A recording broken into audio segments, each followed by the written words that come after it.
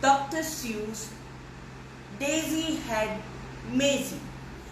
I think all of you love hilarious stories, and this one is a bit very funny, and I'm sure all are going to love this. Well, here we start. She was sitting one day at her desk in a school in her usual way. Yeah, like you all, we missed a page. Here is Maisy by Dr. Seuss. And here is the page that I missed. It's hard to believe such a thing could be true. And I hope such a thing never happens to you. But it happened, they say, to poor Maisy McGrew. And it happened like this. She was sitting one day at a desk in a school in her usual way when she felt a small twitch on top of her head. So Maisy looked up and she almost dropped dead. Something peculiar was going on there. A daisy was sprouting right out of her head. Here, you can see this. A flower coming out of her head. Behind her was sitting young Herman. But Strudel, this looks like Daisy up here on her noodle. It doesn't make sense. Why? It couldn't be so. A noodle's no place for Daisy to grow. Then up spoke another boy, Instant Van Tess, the brightest young man in the whole of the class. It's a very odd place to be sprouting a daisy, but nevertheless, one is growing on Maisy. Hey, look it, cried Butch. Right here in this room, Daisy had Maisy. She's bursting in bloom. Miss Nature, the teacher came rushing up quick. Such nonsense! Some child here is playing a trick. Which one of you boys stuck that thing in her hair? You know that the daisy could never grow there. But teacher, said Butch, I saw the thing rise right off the head with my very own eyes. Just give it a yank if you think I tell lies. Here's the teacher, and she's annoyed who is playing the trick, she says. But Butch is right. There's something stuck on daisies. But Miss Nature had great quiet enough to stop. Maisy, hold still. Let me get at that stalk. Quitch, hollered Maisy. Quit yanking, but said, you are giving her pains. I'll bet that those roots go away, down in her brains. The kids in the class started shouting like crazy. Daisy had Maisy. Children, be quiet. Good grief and alas. Miss Nature was shocked by the noise in the class. I have taught in this room 20 years, maybe more, but I've never seen anything like this before. I'll have to report it. You'll just have to come to the principal's office and show Mr. Graham. How many of you have teachers who shout in the classroom, in the online classroom? You have a teacher who shouts when you are very naughty, isn't it? So here, see, she's taking Daisy to the principal. Here, and Mr. Graham's office. Now the principal, good Mr. Gregory Graham, was a very wise man, just as smart as they come. He knew more than anyone else in this nation. But long division and multiplication, he knew all the answers. Why the oceans are deep, why the skies are so high, and why mountains are steep. You should have the answer to this thing on Maisy. My word, he declared, it's a genuine daisy. I have seen them quite often in fields growing wild, but never before on the head of a child. Here you see, you find any daisy growing on the head of a child? You want a flower on your head? Oh, no ways. But now that in the world ever made this thing sprout? I have no idea, but I am going to find out. It says here, it says daisies grow on the land. They grow between rocks. They grow also in sand. It mentions right here they can grow in a pot, but mention the head of a girl. It does not. Daisies say sometimes grow in Alaska. Also Missouri, Rhode Island, Nebraska. They grow in Japan and in Spain and in Peru and India. Our country, isn't it? France and in Idaho too. They grow in South Boston and also in Rome. But why should they grow on the little girl's head? You find all in the books. So if you are reading, you find everything in the books. You should always feel the joys of reading, isn't it? Yes. Say, look it, said Maisy. It's wilting, it's dropping. How wonderful. Maisy, it soon will be dead. You'll be rid of the daisy. In just few minutes, our troubles will pass, declared Mr. Brown. Take her back to the class. Then the principal saw a terrible sight. The daisy was dying, and that was all right. But that daisy was part of poor Maisy's McGrew, and Maisy was startling to it away too. Teacher, said Grum, you know what I think? They are both going to die. Hurry, bring them a drink. That daisy, that girl's worst problem in town. You take her away and you make her lie down. You lock her up tight in that room down the hall. There are quite a few numbers that I have got to call here. See, they make the Maisy grow. Why? Because the flower is dying. So, they give water to the flower. Yes. You see? A call to the shoe store reached Mr. McGrew. He answered by holding a customer's shoe. Yeah, this is it. Oh no, I really must go. A doctor should see her, the principal said, an expert on plants like the one on her head. So he called Dr. Ensbart, who said, what a treat. My stethoscope packed. I'll be there in a wreck. Wait, doc, said his patient, I'll come along too. My breath are wet and he knows this McGrew. When he heard, Finch and Flores grabbed for her shears. I'll be there just soon as my crop can shift gears. Here. See, the doc is running.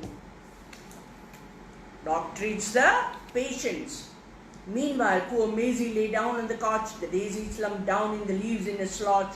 But the window was open because it was warm, and the sweet-smelling daisy attracted a swarm of bees. Yeah, a swarm of bees on the head of the daisy Maisy. Why? Because the bees are attracted. And they buzz, buzz, buzz, buzz. The bees are coming. The faster she ran, the faster they flew. Here behind the Maisy, the bees are running, flying. So Maisy kept running. What else she could do? She attempted to hide behind Officer Thatcher, who cupped out his head like a bumblebee catcher. The bees took his hat. Thatcher said, I'm no fool, and ran after Maisy back to the school. Here, Thatcher. Principal Grum didn't know what to do. It's worse, much worse than we feared. The daisy and the Maisy have both disappeared. Behind her came charging Mr. McGrew, chased by the customer chasing his shoe. Finch, the florist, Dr. Inchman too, Dr. Ensbart's patient, and Mrs. McGrew. Here they all came running. You want to show them the picture? No, but I'll show them here. They all came running.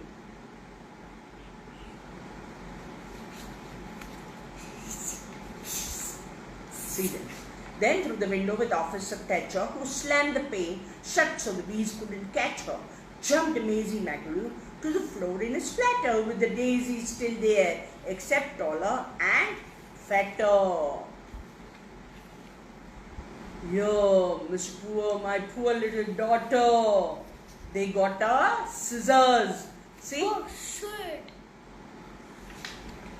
Tut, tut, said the florist. There's no need for tears just because there's a daisy between her 2 ears.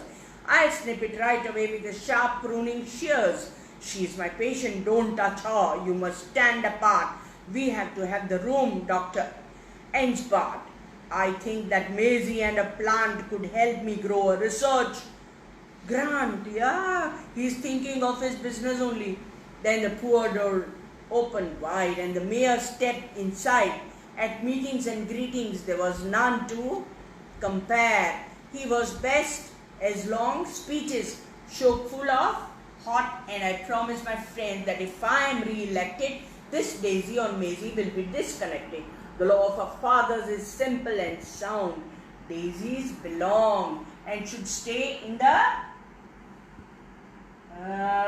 naughty. Daisies belong and should stay in the ground. The rest are illegal. We'll bar them from town. What do they say? They will bar them from town. Yeah, only we have a few pages more. From the back came a voice, sometimes loud, sometimes slick, of a wheeler and a dealer who knew every tick. I am the Finagle, the agent. You have heard of me. I represent Young, what's his name, and others now on tour. But Maisy, you are so special. What he says?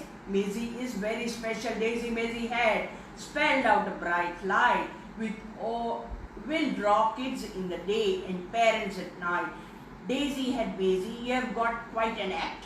Just stick with me, kid, and sign this contract. Your flower needs to be signed to here. He signs a contract.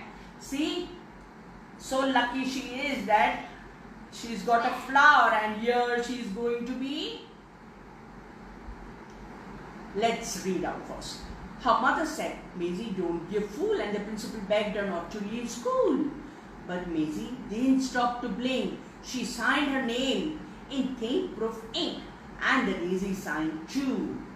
Daisy had fever, was gripping in the nation. It had quickly become a worldwide sensation. Yeah. See, the television news also speaks about Daisy. Daisy had burgers, Daisy had drinks, Daisy had stockings, and Daisy had sings, Daisy had buttons, and Daisy had bows. Maisy was famous and star of a show. Fame had knocked on Daisy's door. Now she had it all and more piles of money stacked in tents. Here. See? She's becoming famous.